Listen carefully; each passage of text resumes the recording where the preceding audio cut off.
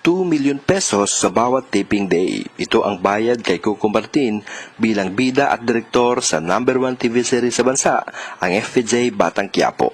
Dahil sa meron itong 3 hanggang 4 na shooting days sa bawat linggo, si Coco Martin ay kumikita ng 6 hanggang 8 milyon sa bawat linggo o tinatayang nasa 32 million pesos sa isang buwan at 384 million sa bawat taon. Pero alam mo bang sa 384 million pesos na kikitain niya, mahigit 249 billion lamang ang mapupunta sa kanya dahil ang mahigit 134 million ay ibabayad niya sa gobyerno bilang buwis. Sa makatuwid, malaki ang ambag ni Tanggol sa Pilipinas dahil ang kanyang buwis ay napupunta sa kaban ng bayan na siya namang ginagamit ng pamahalaan upang punduhan ang pagpapatayo ng mga government projects tulad ng school buildings, health centers, kalsada, tulay at marami pang iba. Maliban sa kanyang teleserye, 15 million pesos per movie project din ang bayad kay Coco. Sa TV commercial naman, ang talent fee ni Coco ay tinatayang nasa 20 million pesos. Binabayaran din siya ng 8 million pesos sa bawat digital ads na kanyang iniendorso.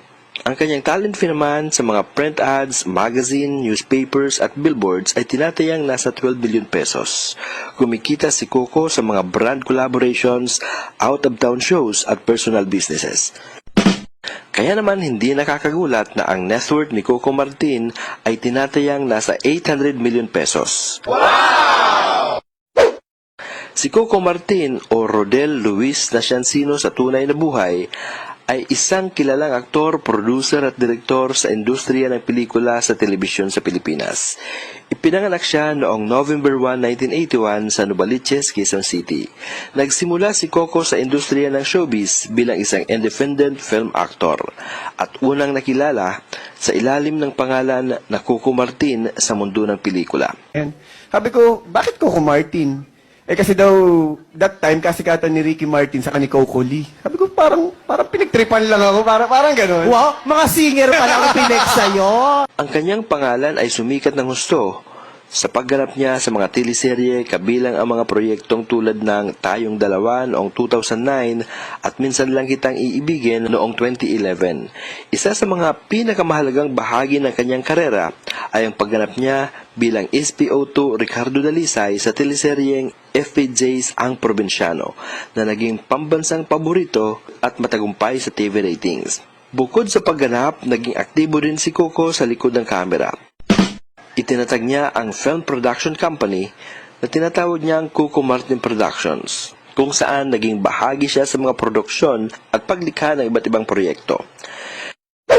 Si Coco Martin ay kilala sa kanyang versatility bilang aktor, kahusayan sa pagganap at kontribusyon sa industriya ng pelikula at telebisyon dito sa Pilipinas.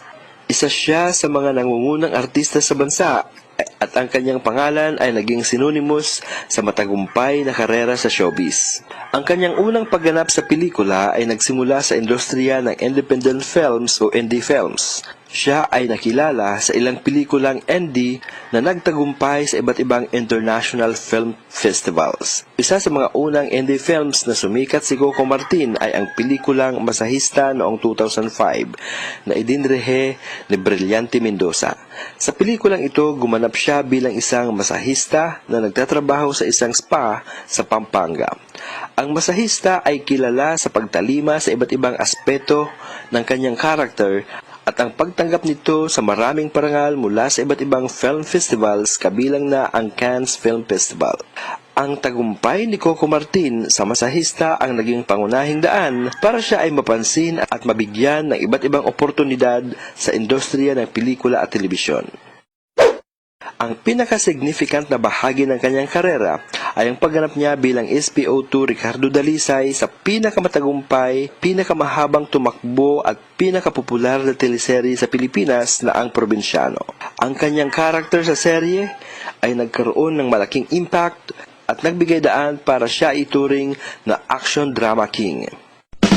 Ang matagumpay na pagganap ni Coco sa teleserye at pelikula ay nagdulot din sa kanyang mga endorsement deals at tumulong sa kanyang maitayo ang isang positibong reputasyon sa industriya.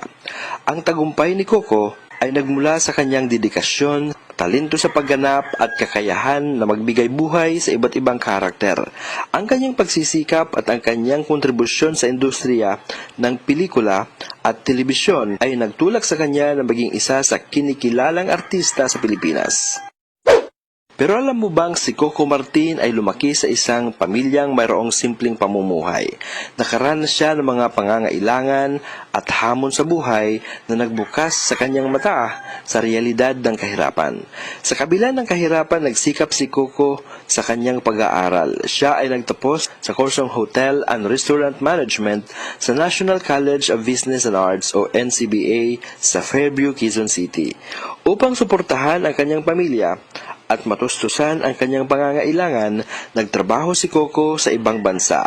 Isa siyang OFW o Overseas Filipino Worker na nagtrabaho sa bansang Canada bilang dishwasher at janitor.